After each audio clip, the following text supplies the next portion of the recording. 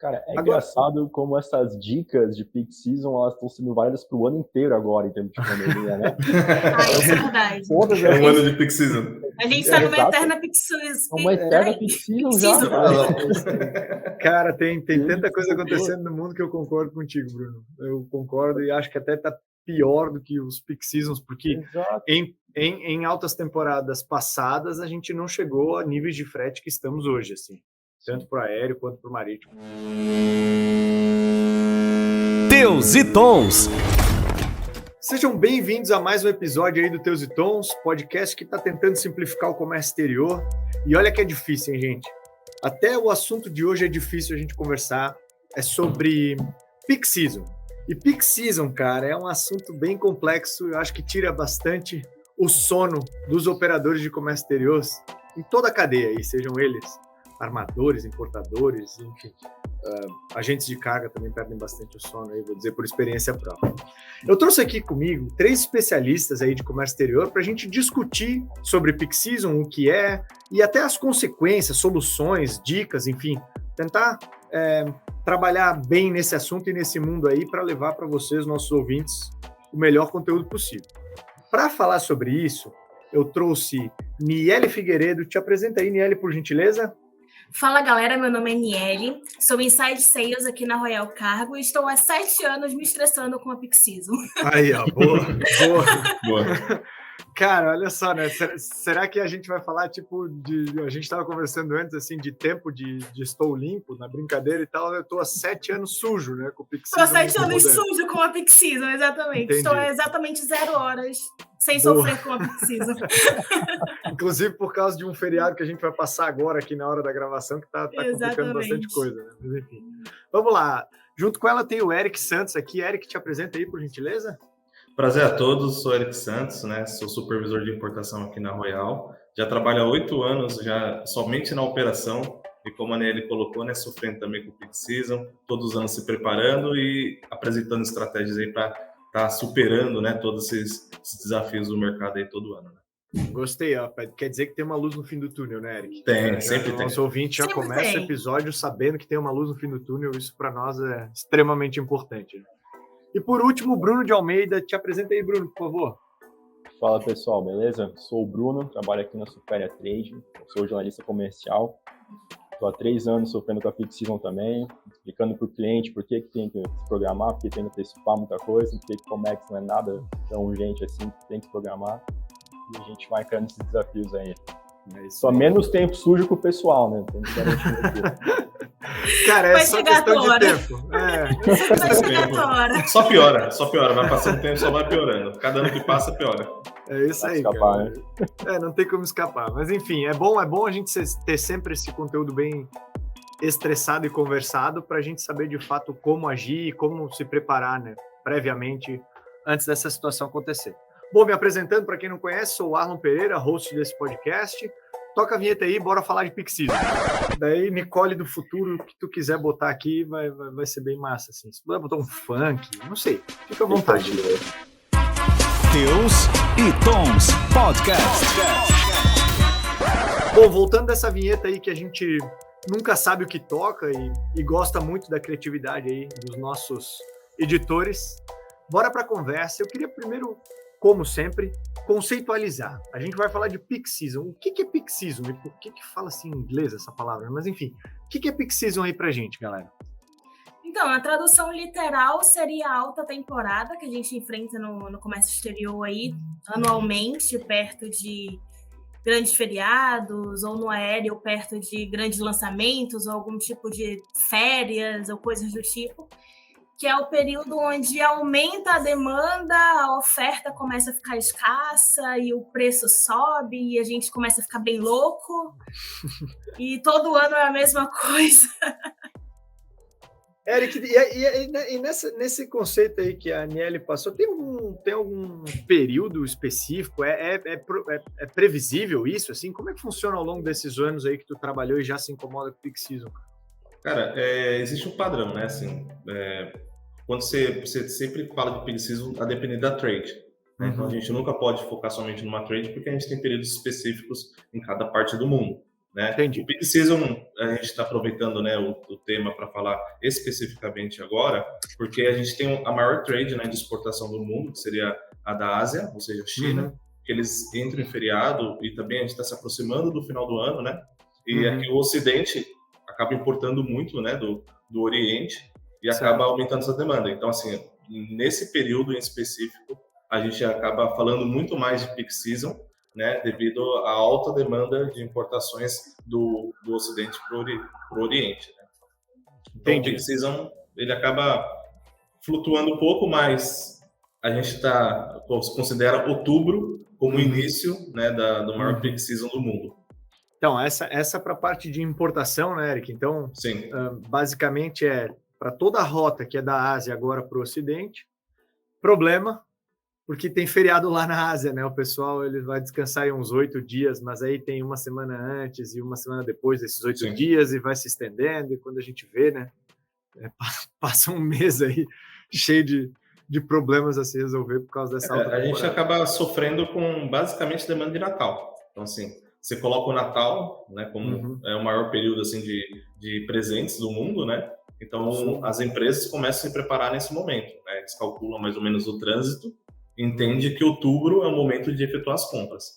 Aí, bomba. Legal. É o momento que a gente mais precisa deles, né? Quando eles estão precisando parar. E aí agora que todo mundo querendo pegar o estoque para Natal, para essas datas Black Friday, festivas de compra, a gente vai encarar esse caos aí que vai ficar lá da origem.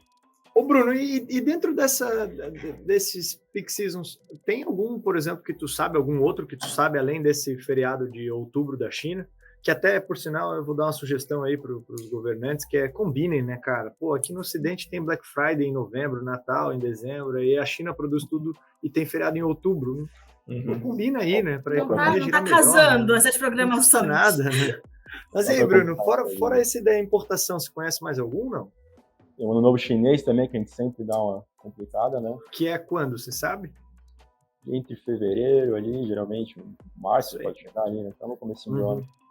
Tem até legal. O Dragon Boat também, que é um feriado um pouquinho mais longo. Em resumo, a Ásia, quando resolve parar, a gente já sofre um impacto na hora, né? Engraçado, né? Então, como o Eric bem fala, dependendo da rota, ou se você trabalha com várias rotas, você tem que estar atento a todos esses momentos de alta temporada. Sim. Tipo escolher destino de viagem e de hotel, né? Assim, se você vai para a Europa em julho, tá cheio e tá com alta temporada porque é verão. Se você vai para o Nordeste em dezembro, no Brasil, você vai alta temporada em verão. Você tem que saber para onde você está indo, então, para entender onde é que é a alta temporada. No aéreo recente, a gente teve os lançamentos dos novos iPhones da Apple e eles têm prioridade total de embarque. Então, no aéreo, acaba sendo um grande momento de peak season, porque a prioridade é fazer com que essa mercadoria chegue no seu destino, né? Acontece também no aéreo nos períodos de férias, que a prioridade das companhias aéreas vai ser sempre o despacho de bagagem de passageiro. Então, como a gente utiliza muito aeronaves passageiras para escoar as cargas, então acaba tendo um período ali de pico, né? Sim. É muito louco até. Uma das coisas que o agenciamento nos ensina é que para as companhias aéreas a prioridade sempre são as pessoas. Então, se tem muitas pessoas e muita carga, a prioridade são pessoas. Existem momentos em que as companhias aéreas até dizem eu não quero carga, é pessoas, bagagem, depois carga. Então, faz uma diferença bem grande. Mas para usar outro exemplo também, eu acho que para trazer para o nosso ouvinte, na parte da exportação, nós também temos peak season aqui no Brasil, mais ou menos no meio do ano aí, vai. Período de setembro, né? Alguns destinos, eles têm calendários fiscais, contábeis, entre outras festividades diferentes do calendário do Brasil, né? Então, às vezes não faz tanto sentido quanto nas nossas importações, né? Tudo depende do calendário local lá, enfim, e bem como essa parte fiscal aí, porque nós temos países que a gente exporta que o cara, se as cargas chegarem até tal data, ele paga menos impostos após essa tal data, até o fechamento do, sei lá, ano contábil, fiscal, ele paga um imposto ainda a maior, porque existe um limite para importação de tal determinado produto. Então, peak season é sim um grande problema aí a se destrinchar e a entender aí. Mas, enfim, existem vários exemplos. Sugiro para quem trabalha com cada rota, questionar o seu parceiro do outro lado, seja um importador, exportador, questionar seu agente de carga, seu despachante, até conseguir entender bem como funciona essas rotas aí. Uma coisa que é até importante, assim, para quem está fazendo comércio exterior, né, o pessoal que está estudando bastante, é estudar o mundo como um todo, né? A gente acaba se envolvendo bastante na história do desenvolvimento local de outros países, porque influencia diretamente no transporte de carga. Então, assim, o transporte de carga, ele não rege a história de um país, ao contrário, né? O país rege a história da movimentação de carga. Então, a depender do país, como você mesmo colocou, o peak season acaba aparecendo no dia a dia. E é uma coisa que a gente tem que digerir e se preparar de uma forma saudável para conseguir, claro, né, atender o cliente e conseguir achar soluções aí.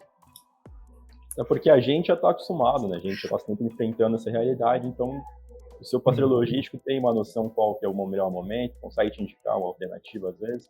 Acho que é o momento até de se aproximar, de ter esse relacionamento mais forte, poder entender que dá para se programar, dá para prevenir também uma série de dor de cabeça ali no meio. É isso aí. Ô Bruno, até aproveitando tua deixa, cara, quais são os impactos que a gente tem com esse peak season aí? Se nós estamos passando hoje, por exemplo, que o Eric comentou, que a gente vai passar agora pela Ásia, está passando por causa do feriado deles de outubro. Que impactos ou quais são as consequências que estão dando agora para o mercado num geral? Assim?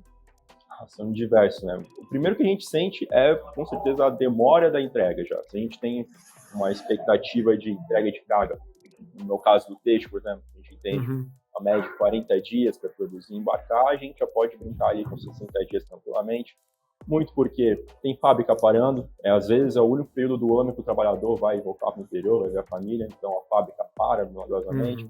Caminhoneiro para poder pegar os containers e a própria saída. Vai ter armador que vai mandar o blank sail em uma semana, vai ter atraso logístico, porque não tem operador no porto. Tudo que pode te ajudar a atrasar a tua carga vai acontecer por ali. Então, o primeiro impacto, com certeza, é o tempo da tua programação. Tem que considerar já uma margem muito maior para poder conseguir considerar a chegada, conseguir a tua carga no tempo desejado. Show de bola. O que temos mais aí para vocês, Eric e Niele? Temos outras consequências, além desse grande atraso? Sim, a questão do preço, né? O preço ele aumenta consideravelmente. Foi bem o que eu falei ali no início. A gente tem aqui uma questão de oferta e demanda. Se a demanda está muito alta, os operadores, os armadores, eles vão pensar, por que não fazer dinheiro em relação a isso, né? Então, o preço acaba aumentando muito. Isso impacta também diretamente ali o cliente final, que além do tempo, ele vai ter um impacto no preço final da mercadoria dele, e aí vai virando uma bola de neve. Meu Deus do céu. Eric, temos mais algum, Eric, que tu lembre? Claro, assim, a oferta também de disponibilidade de equipamentos, né? Então, assim, a gente acaba tendo uma movimentação prévia, grande a esses feriados, né? Então, assim, a demanda aumenta muito, né? Porque, igual mesmo o Bruno comentou, o impacto no lead time do processo é direto. Então, assim, a gente vai ter o peak season, aumenta o volume do processo. Então, o lead time é o primeiro a sofrer. Então, a gente passa aí de uma média de produção de 45 dias para 60 fácil, sem tirar o trânsito. Então, se eu estou falando de China para o Brasil, por exemplo, coloco mais 45 e eu começo a falar de um universo aí de 100 dias de lead time total do processo. Então, assim, os importadores, exportadores têm que se programar com antecedência. E os que conseguem se programar acabam tomando esse mercado, né? Ou seja, eles acabam ocupando toda essa disponibilidade que tem de transporte e isso gera, né, claro, uma indisponibilidade, que entra o que foi dito sobre o aumento do custo do processo, né? Então, assim, a oferta dispara, né? Porque vai começar a faltar espaço e o primeiro impacto é a disponibilidade. Então, assim, as pessoas que deixaram para aquele último momento ali prévio, né, esse feriado, ou até mesmo logo após, não conseguem espaço porque eles já estão completamente tomados. Sim, só para a gente entender aqui em números, né, geralmente os armadores em períodos normais, eles costumam operar ali em 80% da sua capacidade, mais ou menos, e quando chega nesses períodos de peak season, essa demanda ela chega a dobrar muitas vezes, então cria um overbooking muito grande e aí vai embarcando o que dá, né, literalmente. Infelizmente a gente não fez navio de elástico ainda, né? Para dar uma esticada e botar mais de 100% dentro, né? Exatamente. Nesse momento não dá.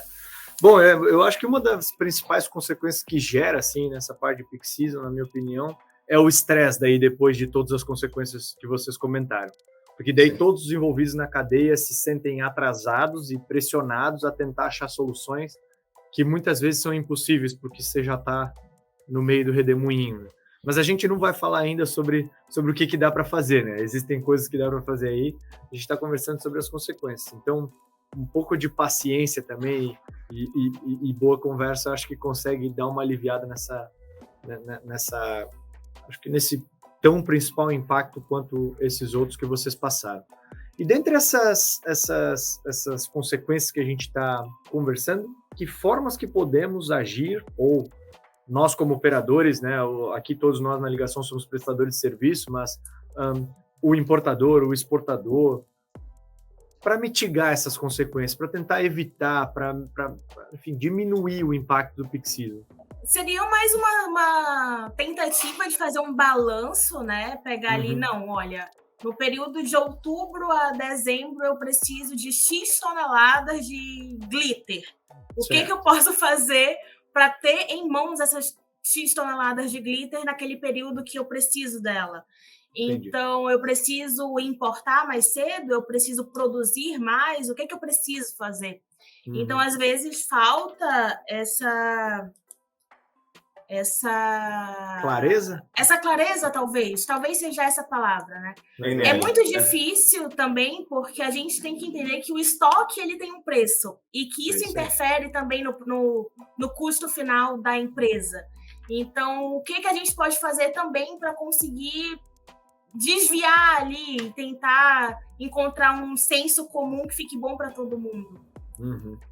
Acho que tem que... Vai lá, um dos dois. Segue aí. Uma coisa que tem que ser dita, assim, é que quem não mede não gerencia, né? Então, assim, o que acontece é que as pessoas, muitas empresas, muitos importadores acabam não medindo, né, o seu histórico, a sua demanda, não faz o estudo no mercado como ele deve ser feito, né? Ou, às vezes, né, eu acho que o Bruno deve bater de frente mais com esse tipo de profissional, que ele é um profissional de compras, né? Ele não é um profissional de logística. Né? Então, assim, o comércio exterior, ele, assim, no cliente final, assim, a pessoa que acaba comprando o produto, sofre muito com falta de profissionais voltados para a logística, né? Eles são profissionais de compra. Então, o que acontece? Ele acaba saindo do mercado como profissional de compra, né? Se programa, claro, né, para atender uma demanda, e ele não entende que, como eu disse lá no começo, né, que a história molda o transporte.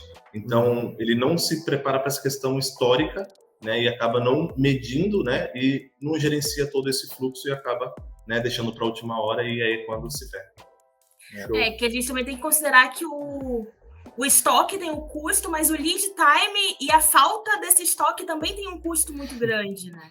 Sim. Acho que é importante... Ou seja, é custo para todo canto. Bem-vindo ao comércio exterior. Mas aí, Bruno, você ia falar...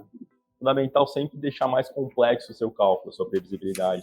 Você tem que entender que durante o ano você tem uma previsão de recebimento da carga, de liberação da carga também, isso é impactado muitas vezes.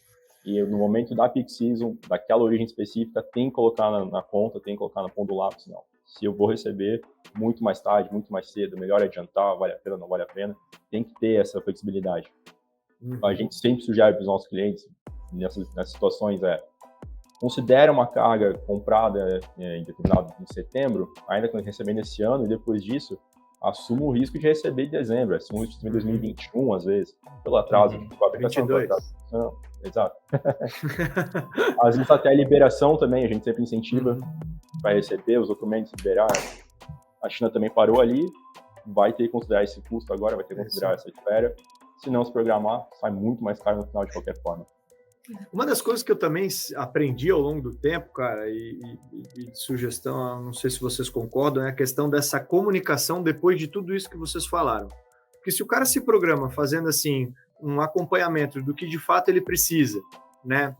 Ele põe flexibilidade nesse acompanhamento do que de fato ele precisa, ele entende um pouco da história, de como está acontecendo e tal, ainda assim ele tem que praticar o ato de pegar todos os envolvidos na cadeia, o exportador, o agente de carga, o trading, o terminal e quem mais for, o transportador rodoviário e tal, e dizer, amigos, esta é a minha programação.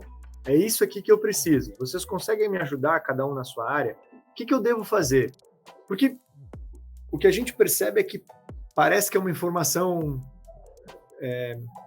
de segredo, assim, ou de fato não se atentam à real necessidade de que todos os envolvidos, se têm a mesma informação e o mesmo objetivo, vão chegar numa conclusão melhor, né?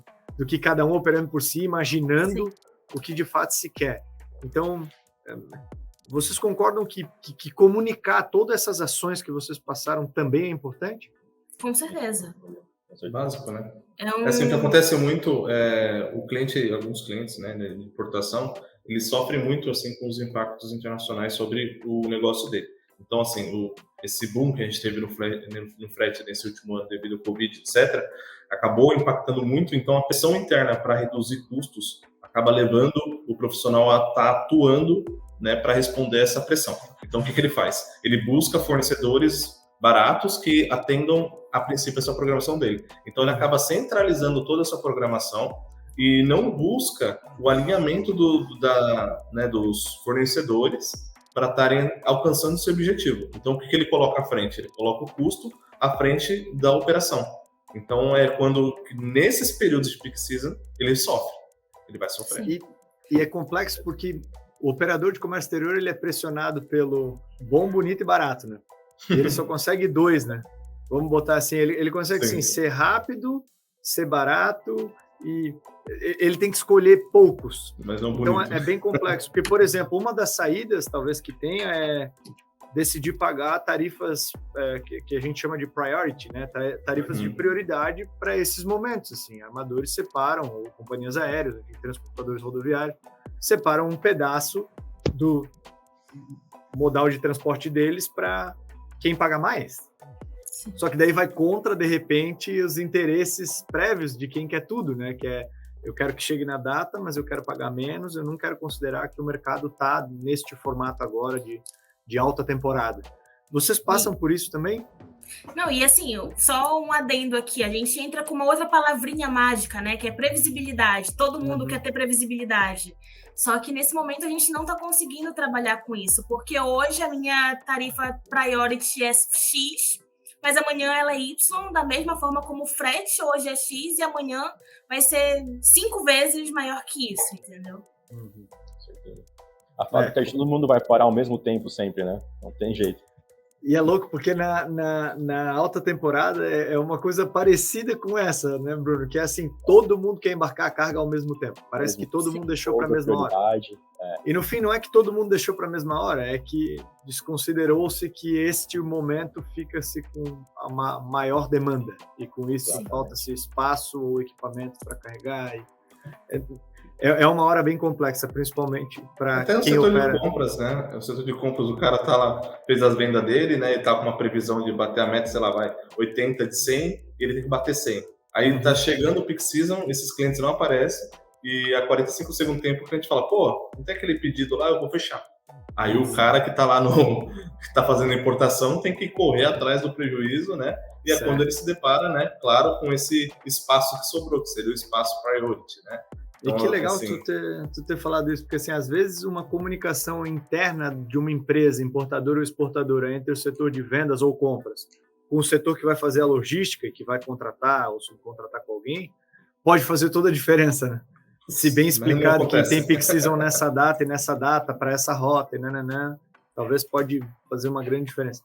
É como você falou, Eric, depende muito, assim, eu acho que a gente já passou ao longo do tempo vendo, até pelos próprios convidados dos Teus Tons, uma crítica para a área, assim.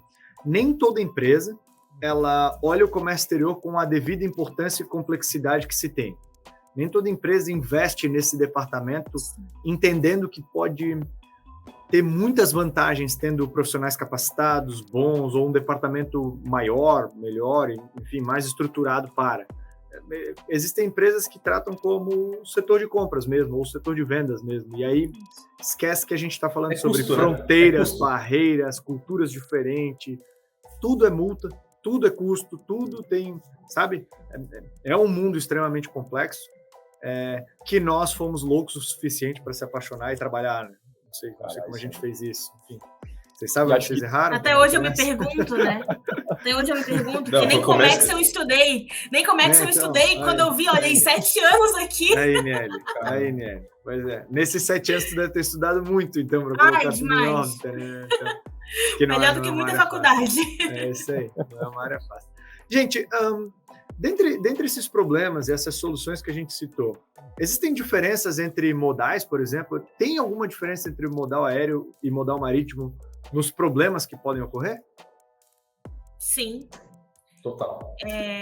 Por exemplo, o aéreo ele tem um timing totalmente diferente do timing do marítimo. Então, o Bruno falou que nessa época do ano eu me programo para 60 dias ao invés de 30.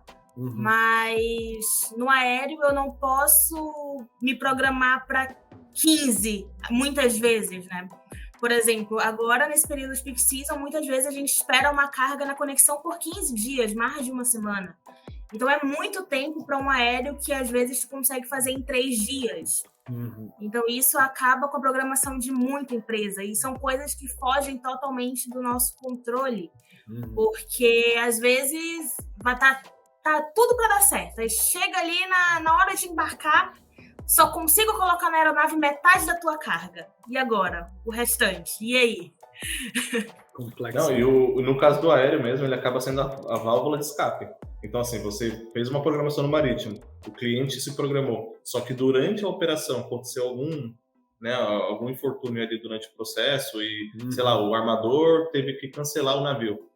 Alguns importadores fazem aquele estoque de emergência, né? Ou seja, aquele estoque de start. Então, ele precisa pelo menos colocar o estoque de gatilho dele on board para ele conseguir rodar até que chegue essa carga no marítimo. O que ele faz? Ele corre para o aéreo.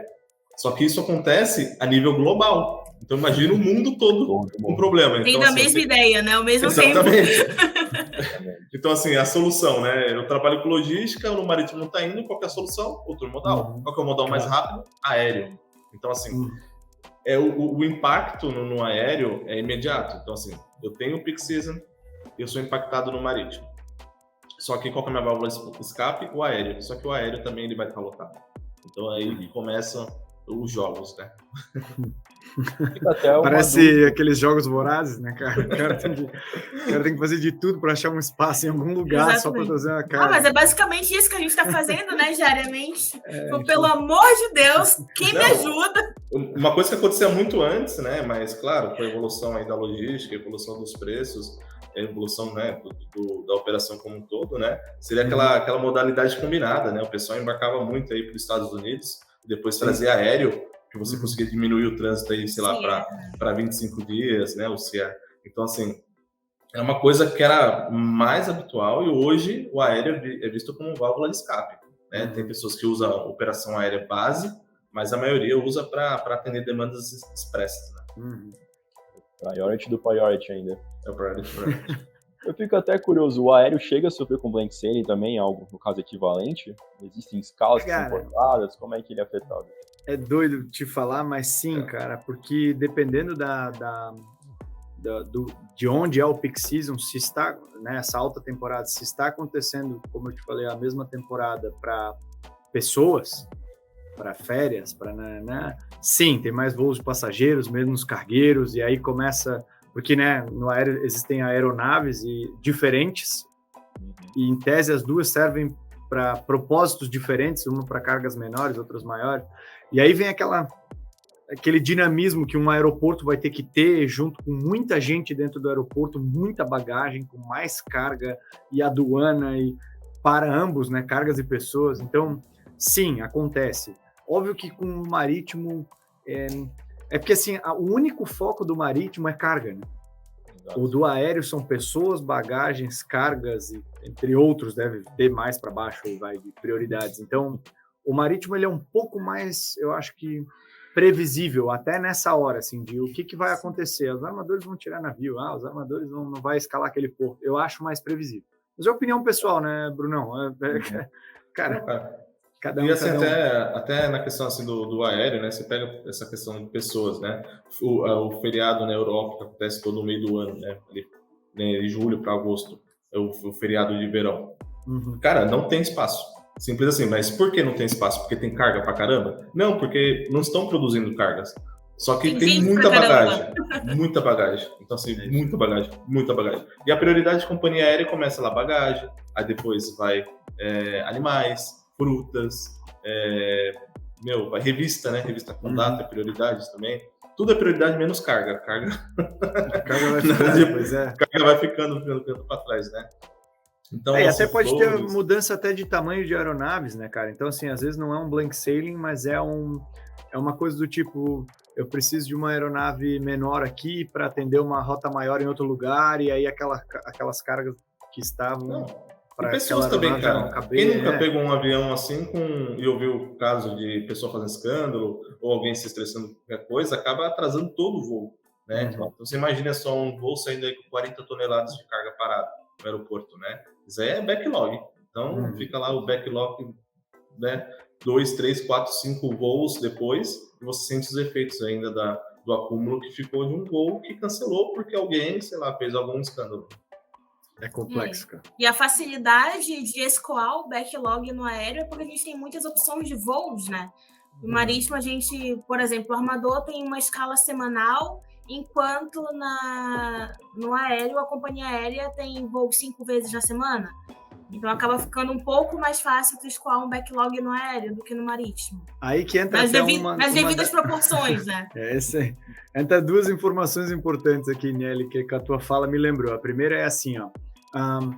Na parte do aéreo fica mais fácil essas conexões e esse escoar, porque o aéreo ele transporta muito menos volumes, né? Isso. Então, o marítimo, enquanto ele está carregando 9.000 teus, 10.000 teus, cada um com, sei lá, 15 toneladas, e dá um total aí, façam a matemática. Não enquanto estão dirigindo, por favor. Mas, enfim, um X de toneladas, o aéreo vai pegar um avião e botar 30 toneladas somente, sim, 40 toneladas somente. Enfim, dependendo do tamanho de aeronave, só um exemplo. Então, fica mais fácil essa mudança de rota. E aí, sabendo disso, uma das grandes dicas que fica para peak season é diminuir os seus volumes. Nesse momento de alta temporada, não adianta, quando você chega para alguém e diz, eu tenho 100 contêineres para embarcar, isso é ruim. Você tem que dividir em um por vez para tentar achar espaço e conseguir aos poucos, né, escoar o que você precisa de exportação, importação, enfim. Até para o aéreo mesmo, assim, às vezes você está falando de 2 toneladas, você consegue botar em caixas de 100 quilos e ir mandando as caixas separadas? Se sim, facilita. Porque tem um pouco dessa distribuição, assim, as companhias aéreas, os armadores, eles usam muito do bom senso para não deixar um só cliente operar muitos porcentos dos espaços na alta temporada. Eles tentam dividir um pouco para cada cliente para deixar pelo menos uma saída para cada um. Óbvio que a tentativa nada é perfeito, né? Mas, enfim, tenta fazer da forma um pouco mais justa. Então, se o importador tiver ou o exportador tiver essa flexibilidade, os dois modais agradecem, fica mais fácil, né, tentar achar uma saída para isso. Cara, engraçado como essas dicas de peak season, elas estão sendo válidas para o ano inteiro agora, em termos de pandemia, né? Isso é verdade.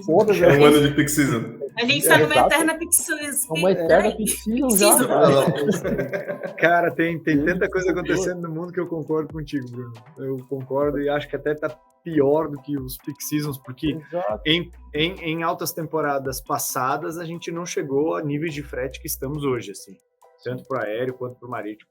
A gente não chegou no nível de incertezas, de valores, de espaço, de equipamento, de se vai atracar, não vai, até se vamos estar vivos amanhã ou não, né? Chegou em níveis de incerteza não antes vistos no peak season, pelo menos no meu período de experiência. Então, cara, concordo mais do que 100%. Parece que a gente está vivendo um peak season eterno aí, piorado. Quando era para ser tranquilo, tem um canal de Suez parando, né? Tem um porto fechando. É um tufão aparecendo. É um navio entalando por semana, né? Cada semana entala um navio. Tá complicado. Até a gente pode entrar um pouco nessa parte que é assim, como esse cenário atual que a gente vive, esse Covid atrapalhou muito, né? Enfim, eu acho que está todo mundo sentindo esse impacto. E a logística internacional num total, eu não estou falando só o transporte, né, mas num geral, assim, foi muito impactado. Né? Trabalhadores infectados não puderam comparecer aos seus trabalhos para atracar um navio, desatracar, para liberar um container, para fazer o despacho, até para transportar carga. Os navios estão parados em vários portos do mundo. Enfim, capacidade de transporte diminuiu muito por causa desses atrasos, etc. Tem solução para quem depende desse mercado? Assim, a gente tem saídas atuais agora com esse momento Covid aí, saindo um pouco do peak season normal que a gente falava para o peak season Covid. Tem solução para isso, não? Olha, o que a gente sentiu muito finalmente caiu a ficha da necessidade de poder flexibilizar seus fornecedores, né? Finalmente ficou claro para todo mundo o quanto é importante você deixar sua cadeia de produção, cadeia de valor bem diversificada, poder contar com outros países, poder contar com outros fornecedores. Se não era ainda aberto, agora está mais propenso a abrir, tentar e conseguir uma coisa mais rápida, mesmo pagando mais caro ou não. Eu acho que uma das principais diferenças que a gente notou foi muito essa. Assim. Enquanto antes o foco era muito China, hoje a gente só está mais disposto a tentar outros países, as origens. Eu fico feliz com isso. O dólar afetou bastante. O dólar afetou bastante a conduta, né, das compras, né? Então a gente focava em China, questão de preço, o dólar lá embaixo, a China também achatando, né, a produção, etc. Aí quando você tem China fechando, porque foi o primeiro país que teve Covid, então o primeiro a tomar medidas protetivas, e você tem o resto do mundo ainda não sabendo o que é, mas aceitando a importação, aí você começa a desenvolver, então você começa a abrir o olho. Você começa a ter uma maturidade, né, para estar enxergando outras rotas e começa a colocar na ponta do lápis. Porra, eu vou pagar tantos $1.000 para embarcar aqui da China por um preço mais barato do produto, sendo que eu posso pegar aqui da América Latina. Deixa eu ver como é que vai ser esse rodoviário. Que legal. Pô, o rodoviário tá bloqueando? Não tá bloqueando. Cara, quantos dias quer esse rodoviário? 25 dias para rodar aqui do Chile para o Brasil. Pô, vamos de rodoviário. Então, assim, trouxe mais coragem, né, para os importadores e nessa audácia deles de estarem testando novas rotas, permitiu que a gente tivesse mais diversidade aí nas importações, né? Show de coragem bola. Por necessidade já, né? Era uma alternativa às vezes. Foi quantos meses a China fechada, né? Foi o primeiro, a gente nem sabia o que era Covid ainda, né? Ficou aí 3, 4 meses sem embarcar direito, todo mundo nem sabendo como é que ia ser o Comex, né? Eu já estava procurando outra profissão, sei lá, começando a ser mecânico, você sabia o que ia acontecer, né? Eu falei, pô, acabou o Comex, né? Vamos, sei lá, arrumar carro. Deixa eu refazer a minha programação de vida aqui, né? Já que o Comex já não tá dando certo. Falaram tanto em programação e previsibilidade, chegou o seu momento. Chegou o meu momento. Mas, enfim, é legal vocês comentarem isso, porque eu tinha lido um artigo na Forbes que algumas das tendências da logística, assim, pós-Covid ou durante o Covid, e uma delas era isso, a cadeia de suprimentos bem mais próxima da realidade, assim, da onde você vende e tal, enfim, da onde você precisa dela. E que eu achei que ainda ia ser uma tendência, vocês estão comentando agora que já aconteceu, o que me deixa bem feliz, assim, porque de fato foi reconhecido a fragilidade da nossa cadeia de suprimentos como era. Assim, parecia que era a prova de falhas, até vinha um vírus ensinar bastante coisa em relação à logística até pra gente, né? De como funciona, bem legal. Até bem lembrado um tópico que é assim, o Bruno tinha falado de como é que funciona no aéreo, os blank sailings e tal, tem uma outra prioridade agora acontecendo, Bruno, que é bem complexa, que são de ajudas humanitárias, vacinas, máscaras, etc. Isso está com uma prioridade muito alta. Então, se tem num aeroporto para embarcar uma determinada carga específica, essas são as prioridades. Então, vai ficando para trás qualquer outra das coisas não tão importantes para a humanidade, assim. Eu lembrei que isso tem prioridade agora. Os EPIs mesmo, né? A gente teve vários embarques de avião fechado só com EPI pro Brasil. É isso aí, cara. É isso aí. E assim, né? Tem que abastecer esses EPIs, vários deles são consumíveis, né? Por exemplo, as máscaras. Então, assim, usei, um dia eu joguei fora, porque ela é descartável, tem que ter mais. Eu tenho que continuar usando máscara, então mexe bastante. Uma das coisas que fica quando a gente discute peak season, cara, é a outra palavrinha que termina essas duas, que se chama surcharge. Que é a taxa de peak season, né, cara? O que é essa taxa? O que é essa taxa que tantos importadores e exportadores reclamam e que é meio goela abaixo, assim, o cara não tem muita opção, não tem previsibilidade de como vem, como vai. Como é que funciona isso? Eu vou falar primeiro assim do marítimo, né? Que é o que move mais carga aí no mundo. Existe um padrão, assim, né, dos armadores, e eles meio que dividem o navio ali, sei lá, tem 10 mil teus, né? Tem 10 mil unidades para embarque. Ele divide ali mais ou menos em 3 etapas o navio. Né? A primeira etapa é daqueles clientes que têm um volume absurdo, que pagam de forma antecipada e já tem uma previsão aí de movimentação muito grande. Então, são aqueles pessoal que de commodity, né? O pessoal que já faz uma importação regular aí de a casa de 300, 400, 500 container. Tipo montadoras. Montadora, exatamente. Então, ele separa sempre 1/3 do navio para esse tipo de cliente. A segunda parte ali do navio, ele coloca para os clientes que são regulares, né, que possuem volume, porém, são clientes que negociam, né, de acordo com a flutuação do mercado. Então, assim, o primeiro ele paga um fixo, já previamente acordado, ele fica ali uma temporada com esse fixo. O segundo, ele fica mais no variável.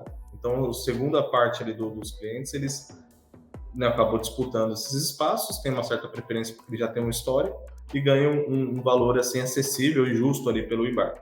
Aí vem a terceira parte, né, os spots. Esses são os melhores, porque é onde que a taxa de peak season entra ferrando todo mundo. Por quê? Porque, assim, são espaços de pessoas, de importadores, né, que embarcam com uma frequência menor. Então, são aqueles caras que trabalham sazonalmente, né, que não tem um volume muito grande de importação e acabam efetuando importações, assim, para atender uma demanda específica ou para trabalhar num projeto específico, eles entram nesse conjunto de spot. E a taxa, né, de peak season, que vem para cobrir todo essa demanda que aparece com maior frequência nesses períodos, entram principalmente nesse terceiro estágio do frete. Né, que seria ele entra em todos, mas principalmente no... Principalmente, porque assim, os dois anteriores, eles trabalham com uma previsão melhor. E para o armador é o que paga o navio. Então, assim, o armador, ele também não quer rodar de graça, né?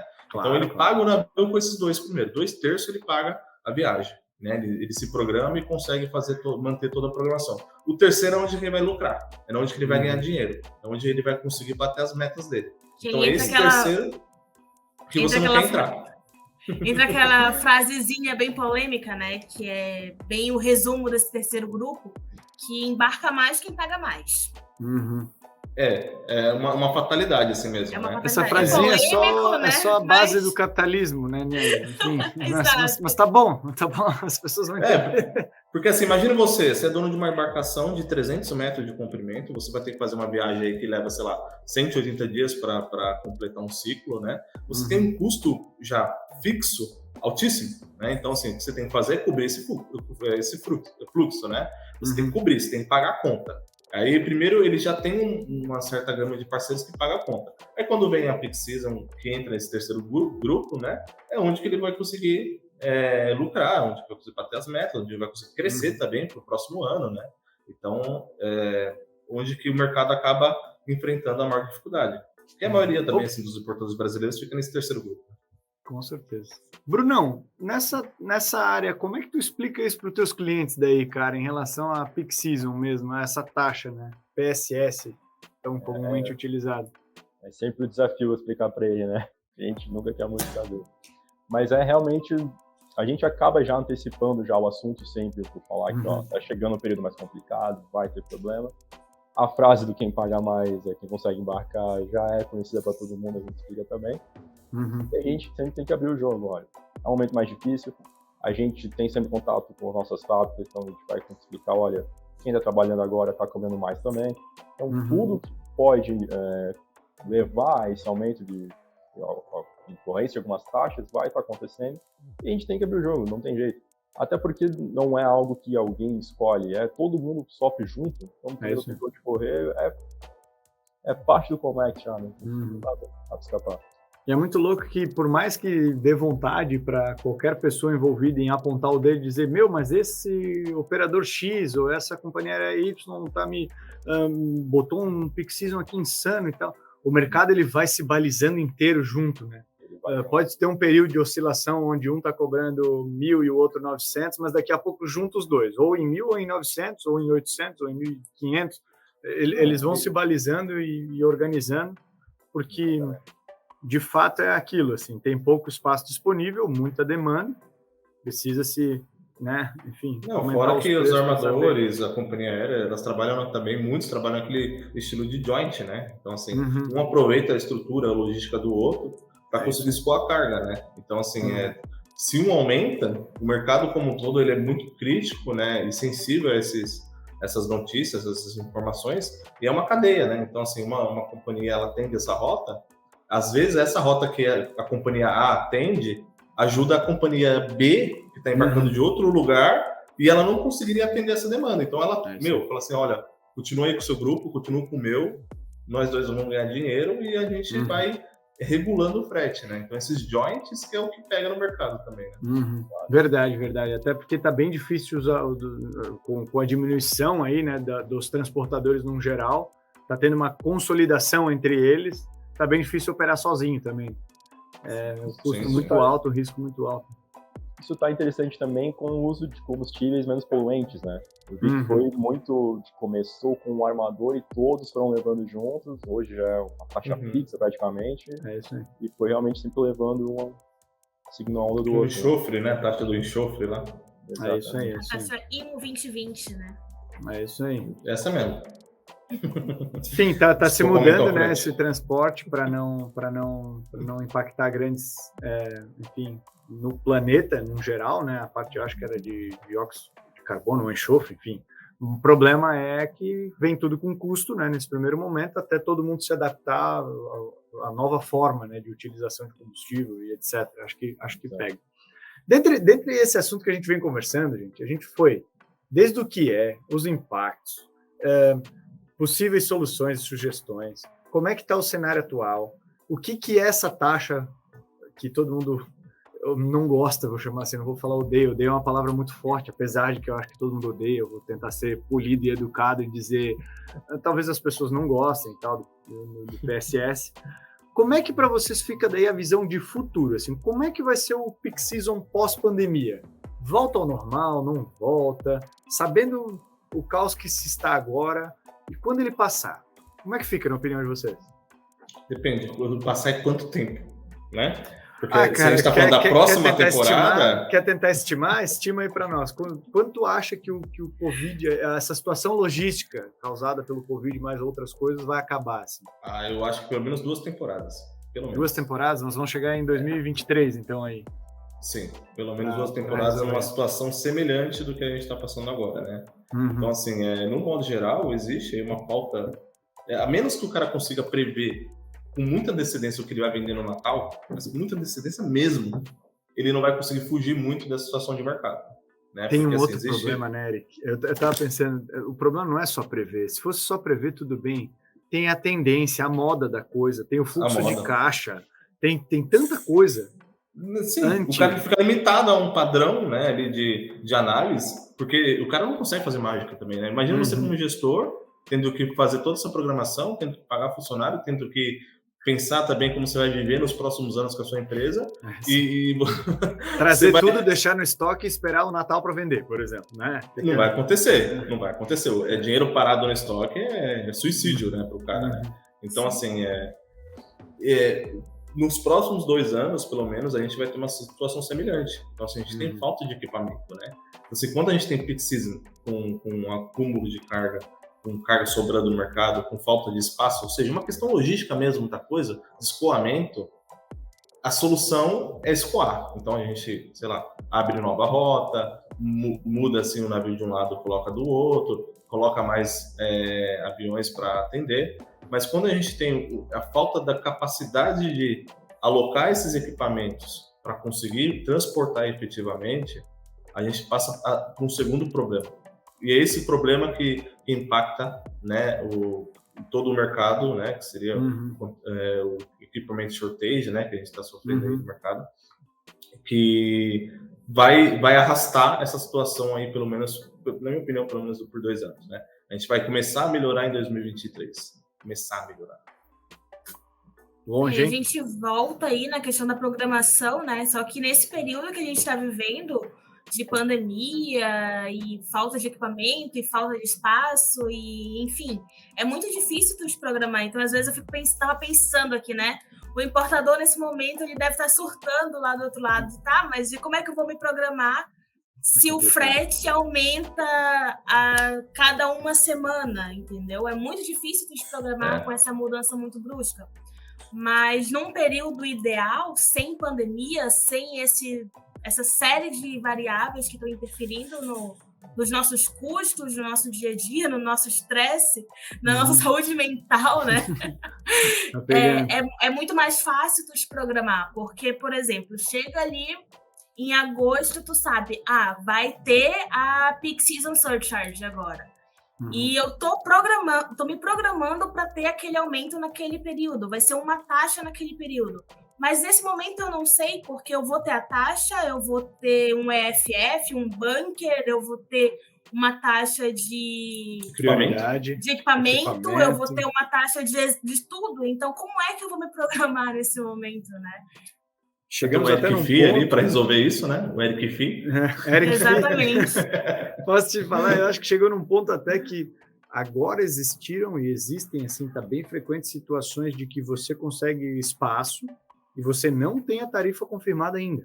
Sim. Você tem que aceitar às cegas para conseguir garantir aquilo e depois eles revalidarem o preço e com a revalidação do preço... É um descompasso, né? Virou um descompasso da logística internacional. A gente tem aí, né, em Long Beach, aí, sei lá, mais de 60 navios aguardando atracação. Imagina o impacto disso, o impacto para a China, por exemplo, que exporta para os Estados Unidos. Então, assim, onde que estão esses containers? Aí, quando chega lá, eu vou ter que achar um chassis, né, para conseguir carregar esse container. Aí já não tem chassis porque o Trump já ferrou isso há 2 anos atrás. Então, tem que achar transportadores, tem que achar, cara, gente para fazer... Por isso eu acho que é 2 anos. Porque até eu conseguir rodar isso, né? Ou seja, até eu achar um chassis para conseguir transportar nos Estados Unidos, descarregar, voltar esse container e mandar para a China de novo, eu não acho que vai acontecer isso aí em menos de, sei lá, 500 dias. E para ti, Brunão? Considerando que a gente estava numa cadeia que estava acostumada a ter uma sazonalidade, mas conseguindo manter um fluxo normal durante o ano, e agora a gente está numa realidade onde tem picos e depressões muito graves, né? Eu também acho que 2023 é até otimista já, para realmente regularizar tudo. A gente tem que considerar que tem que economia regularizar, tem países que tem que enfrentar a pandemia, tem cadeias logísticas tem que se reestruturar, tem que liberar esses 60 navios nos Estados Unidos, tem muita coisa para acontecer. E quando começar a voltar a funcionar, tem que voltar a regularizar da forma que a gente está acostumado, né? Parar de ter esses picos tão altos e começar a conseguir um fluxo normal de novo. Eu realmente acho que 2024 a gente consegue talvez ter uma luz no fim do túnel para o nosso padrão de novo. Meu Deus, tá ficando cada vez mais longe nele. Tu vai dizer 2025 agora? Não, eu e os nossos ouvintes. Eu até peguei a minha bola já, de cristal ali, mas eu fiquei um pouco assustada com a resposta que ela me deu, então eu prefiro não divulgar nesse momento. Vamos torcer para as coisas se estabilizarem aí em 2022, pelo menos. Vamos tentar, né? Torcer. Mas, enfim, não, eu também não creio. Acho que vai mais do que isso. E para voltar aos peak seasons normais, assim, mais previsíveis, de aumentos de, sei lá, $500, como eram a cada mês, assim, ou a cada... Você lembra dos $50? Dias. Saudade. Cara, eu não sei se tem saudade, cara. Tudo é bem complexo. Quando tá nos extremos, todo mundo sofre, cara. Assim, sim. Eu sei que é louco falar assim, porque nesse momento tu vê as companhias aéreas, os armadores, assim, batendo recordes de lucratividade. Então, por parte da corporação, tá tudo bem. Por parte de quem trabalha nela, um estresse absurdo, impressão de tudo quanto é lado. Acha um espaço, acha um container, eu sou teu amigo, eu te ajudei sempre. Deve ser um turbilhão de informação pedido, gente pedindo, pelo amor de Deus, por favor. Enfim. Vai para lá. Então, eu não sei se eu fico feliz com esses extremos, entendeu? Mesmo com preços altos ou preços baixos, tem uma consequência muito grave, principalmente nas pessoas, assim, no geral. Então, não sei. Eu gostaria de um mercado um pouco mais estável aí para as pessoas poderem se programar e a economia girar bem e as coisas acontecerem assim, porque no fim das contas, cara, por mais louco que pareça, nós como acho que consumidores finais, assim, você olha o nível de inflação de todos os países. Né? Chega agora no supermercado e compra o mesmo leite, queijo, qualquer coisa que você comprava antes e vê o preço que está agora. Compara aí com antes da pandemia agora, você vai ver que beleza, que ganhou mais dinheiro, mas está gastando muito mais também. As coisas vão se balanceando, né? Eu acho que é um dos princípios do capitalismo e não dá para odiar nós jogadores, tem que odiar o jogo mesmo, né? Que é assim, vai fazer o quê? Né? Que talvez o que equilibre o mercado um pouco é essa própria inflação, né? Então você acaba freando um pouco o consumo, porque as pessoas não estão conseguindo aumentar a capacidade de produção financeira própria, né? Na mesma proporção que a inflação está consumindo a capacidade de compra. Então você vai reduzir um pouco, né, o fluxo e talvez, logisticamente falando, né, melhore um pouco o cenário. Né? Cara, o que eu percebo é muito louco, né? Porque o que eu percebo é assim, antigamente com o peak season normal aí, 2019 para trás, a gente tinha um teto assim. O frete não passava de um teto. Cara, agora nessa situação e nesse descompasso, cadê o teto, meu?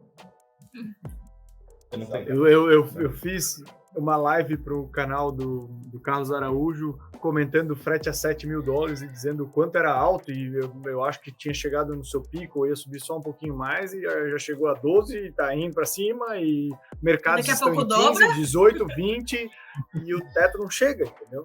Cara, eu fiz um frete uma vez até onde os bolsos Unidos. vão aguentar, né, cara? Para pensar assim, até onde os bolsos vão aguentar das empresas e tal. Porque, novamente, né, a gente está falando sobre fluxo de caixa.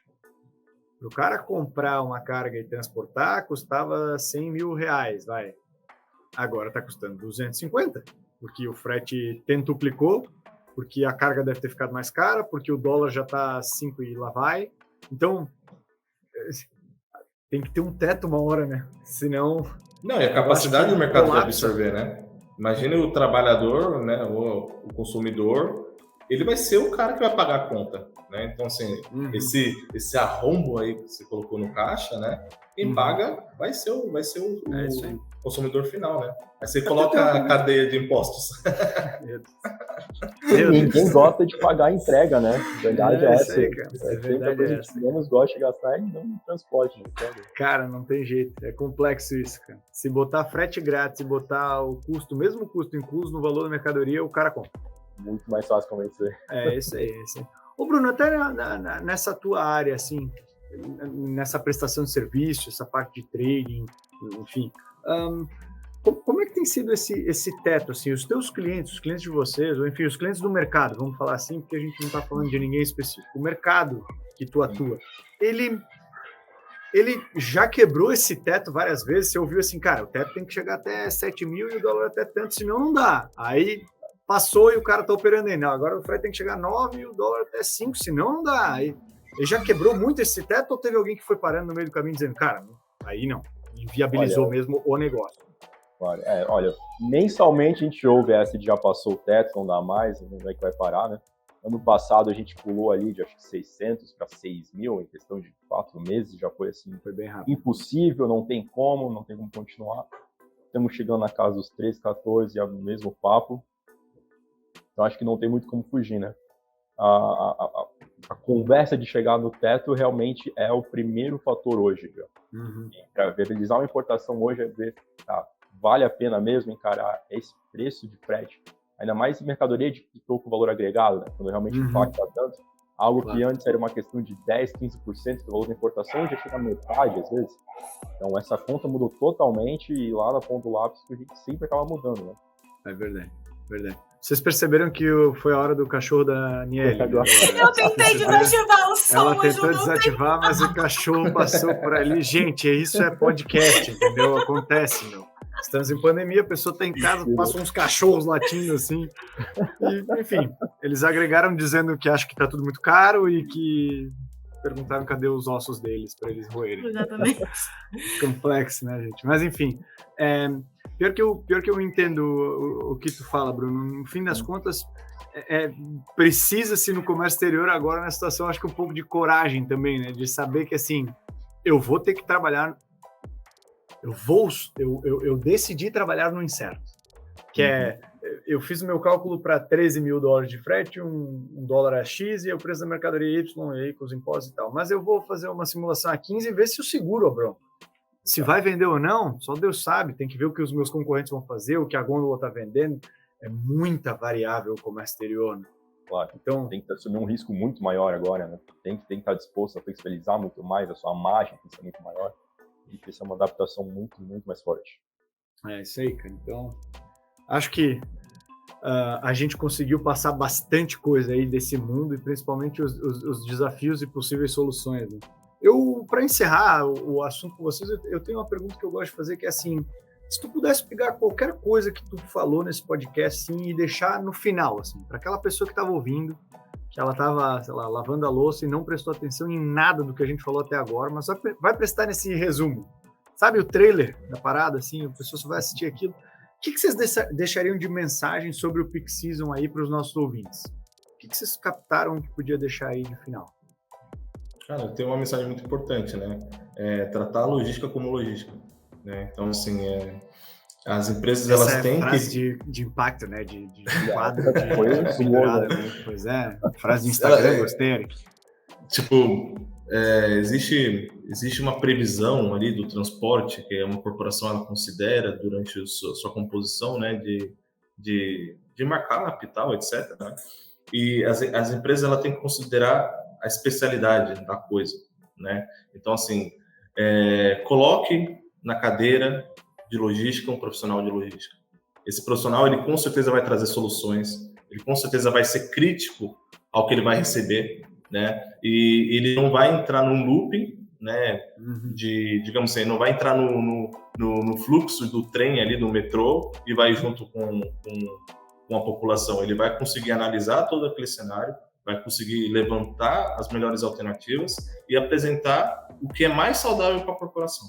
Então, assim, o profissional que tem que sentar na cadeira é o profissional competente àquele ramo. Não adianta também querer colocar quadrado no lugar de bolinha ou triângulo no lugar de quadrado, né? Ou aperta os 13 e dá uma magia no videogame, né, Eric? Daí fica tudo certo. Senão vai jogar na sorte. Vai jogar na sorte. Vamos lá, Bruno, e tu, cara? O que tu quer deixar de mensagem final aí sobre o Peak Season para o nosso ouvinte? Olha, eu deixaria de recado realmente para se abraça no seu parceiro, confia no trabalho deles, abre o jogo, seja transparente, fale mesmo, tenha programação para quando, ouça os conselhos deles, leve a sério, né? E realmente sempre deixe muito aberto com todo mundo que vai fazer parte, seja logístico, seja vendedor, seja comprador, tem que estar todo mundo muito bem alinhado sempre. Acho que comunicação, antes de tudo, se todos estão na mesmo tom, todos com a mesma linha, funciona muito melhor. Tem como evitar diversos perrengues ali que vão ser envolvidos. Show de bola. E tu, Niele?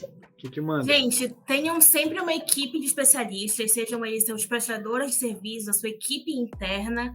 E, cara, vocês não estão sozinhos, está todo mundo no mesmo barco, está todo mundo lutando com as programações, tentando ter uma certa previsibilidade e tá todo mundo tentando acertar, né? E nesse momento a gente está tentando fazer o certo, errando, acertando, mas a gente está indo e o importante é confiar nos parceiros, é confiar na tua equipe para a gente conseguir passar disso e daqui 2, 3 anos, quem sabe, a gente consegue ter uma situação normal de novo. Show de bola, gente. Show de bola. Vamos torcer para isso. Cara, queria agradecer a presença de vocês aí, o bate-papo, acho que foi sensacional, deu para trazer bastante informação e coisas práticas, enfim, conseguir tirar o que é planejar-se para ações. Fiquei bem feliz, obrigado por essa ajuda aí. Galera que ouviu até aqui, muito obrigado também. Nosso podcast, ele está disponível nas principais plataformas, inclusive no YouTube.